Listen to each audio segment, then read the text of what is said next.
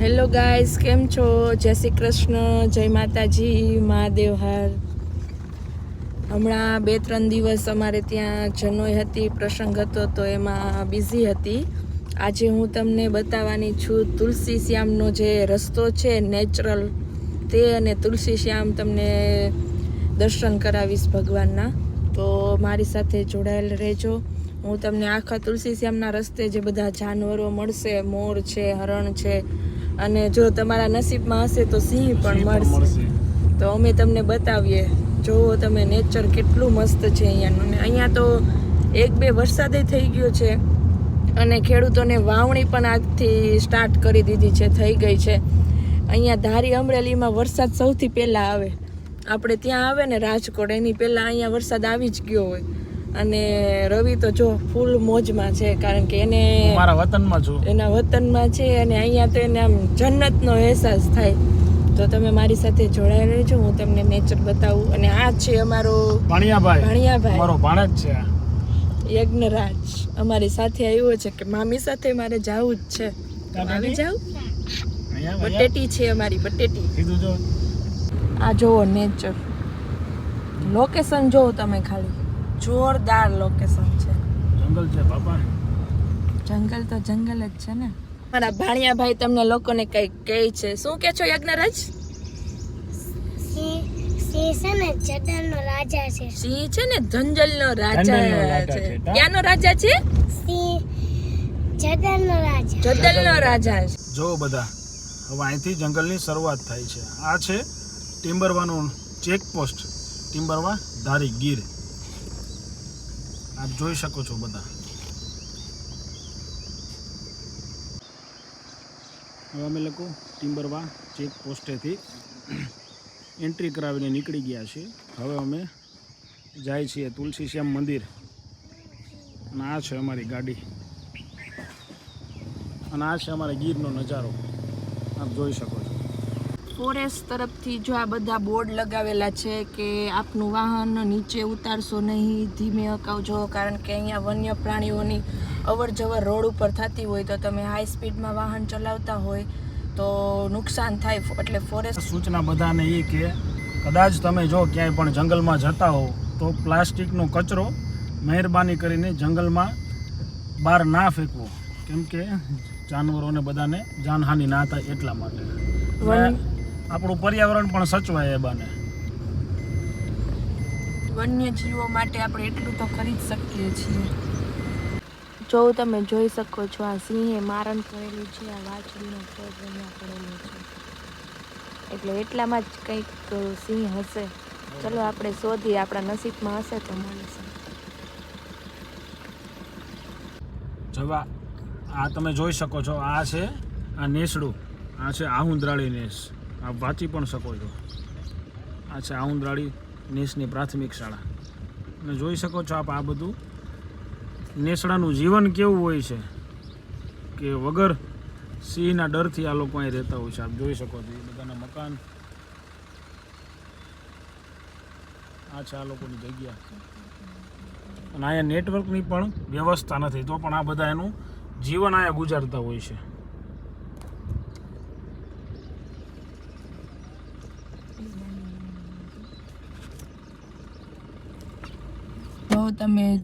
જો તમે જોઈ શકો છો, અહીંયા આપણને જાનવરો મળવાની શરૂઆત થઈ ગઈ છે. જો તમને બંદર દેખાય છે, અહીંયા જો હરણો આવી રહ્યા છે.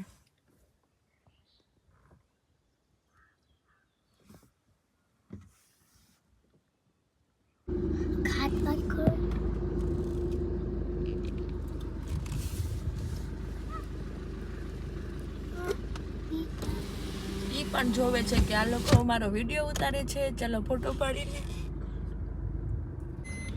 જો બધા આપ જોઈ શકો છો કે આ ગીરનું નજરાણું તમે જુઓ. જો એને પણ ખબર છે કે અમારો જ વિડીયો ઉતારે છે. કેવો પોઝ આપે છે આપને.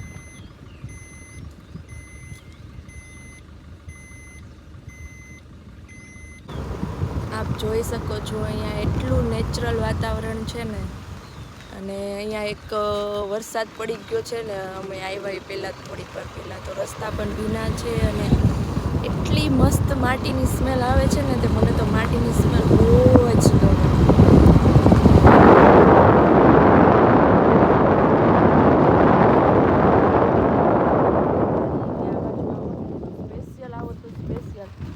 આ બાજુ ક્યારે નીકળવાનું થાય તો ત્યારે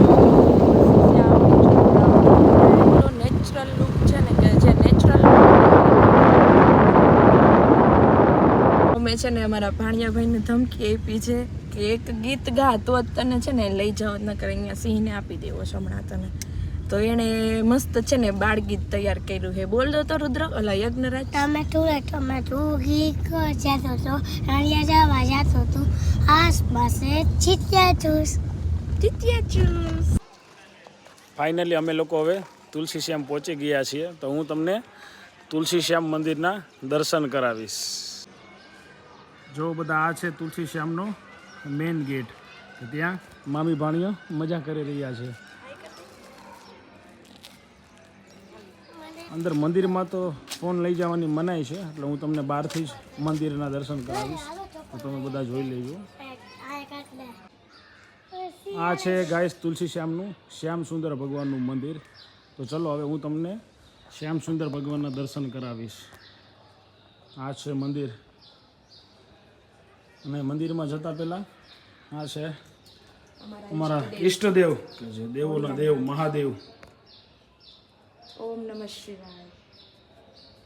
ચલો હવે હું તમને શ્યામ સુંદર ભગવાનના દર્શન કરાવીશ. આ છે મંદિર. આ છે અમારા ભાણિયાભાઈ કે જે મંદિરે પહોંચી ગયા છે. અને આને તો ઓળખો જ છો તમે, યુટ્યુબરનું નંગ. અને આ છે શ્યામ સુંદર ભગવાન.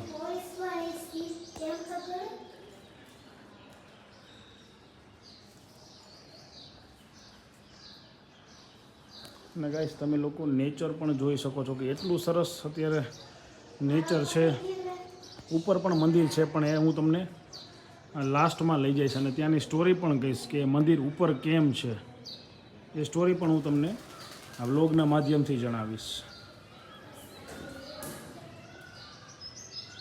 આ છે તુલસી શ્યામ સુંદર ભગવાનની એક્ઝેક્ટ બાજુમાં જ શ્યામેશ્વર મહાદેવનું મંદિર આવેલું છે. તો ચલો હું તમને હવે ભોળાનાથના દર્શન કરાવીશ.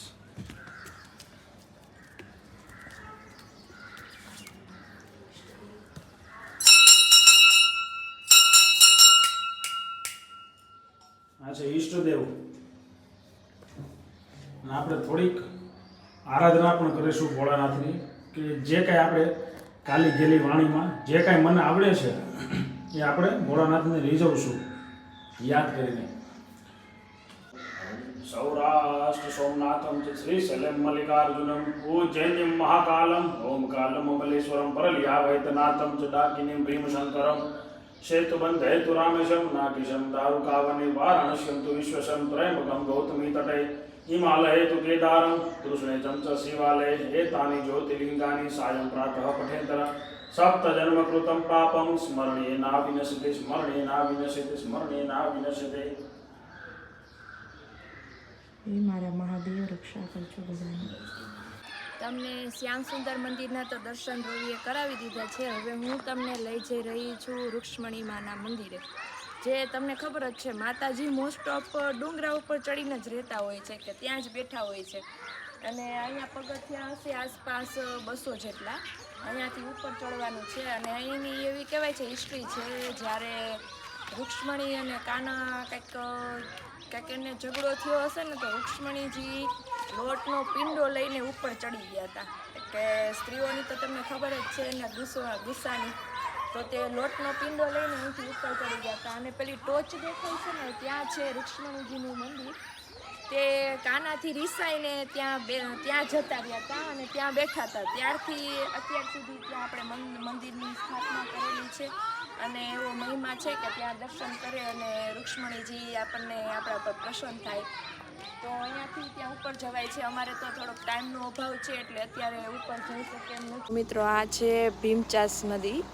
આનો પણ એક ઇતિહાસ છે. અત્યારે તો એ સુકાઈ ગયેલી છે. હમણાં 2-3 વરસાદ થશે એટલે અહીંયા ભરપૂર પાણી હશે ને પાણી એટલે આમ નીર જેવું પાણી એમ, કારણ કે જંગલમાં બધા વૃક્ષો હોય એટલે એનું શુદ્ધ થઈને પાણી આવતું હોય. અહીંની હિસ્ટ્રી છે, ભીમ છે તે અહીંથી ચાલીને જતા હતા, તો એમને છે ને તરસ લાગી બહુ પાણીની, તો એ ગુસ્સામાં આવી ગયા ને આમ પગેથી એને પાટું માર્યું ને તો અહીંયા પાણીનો સ્ત્રોત નીકળવા માંડ્યો, અને ત્યારથી એમ કહેવાય છે કે ત્યાંથી પાણી વહેતું જ રહે છે. એટલે આ ભીમચાસ નદી ભીમના નામ ઉપરથી પાડવામાં આવી છે, એ એમની હિસ્ટ્રી છે.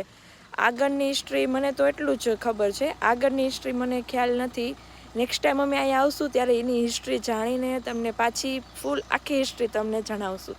અત્યારે તો આ જે નામ છે આ નદીનું ભીમચાસ, તો એ કઈ રીતે પડ્યું, તો આ રીતે કે ભીમે જે એને તરસ લાગી હતી તો તેણે પાટું માર્યું અને ત્યાંથી પાણીનો સ્ત્રોત ઉદ્ભવ્યો, અને ત્યારથી આ નદી વહેતી રહી છે.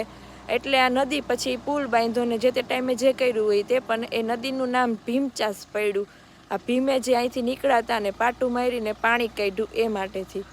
અને વધુ જે હિસ્ટ્રી હોય એ મને ખ્યાલ નથી અત્યારે, હું તમને નેક્સ્ટ ટાઈમ આવીશ ત્યારે હિસ્ટ્રી જાણીને અને પાછો બીજી વાર આવો વ્લોગ બનાવીને તમને સમજાવીશ. જય શ્રી કૃષ્ણ. ત્યાં મોર ને ઢેલ ને બધા છે, આને જોઈને મને લોકગીત યાદ આવે છે. મારું મન મોર બની તન ઘટ કરે, મન મોર બની તન ઘટ કરે. જય માતાજી, જય શ્રી કૃષ્ણ, મહાદેવ હર. અમે જો હવે ચેકપોસ્ટથી ધારી જવા રવાના થઈ ગયા છીએ. આજે અમે તમને તુલસી શ્યામની સફર કરાવી. આવા જ અવનવા વિડીયો જોવા માટે અમારી આ ચેનલ લાઈક કરજો, સબસ્ક્રાઈબ કરજો અને શેર કરજો. જય શ્રી કૃષ્ણ, મહાદેવ હર.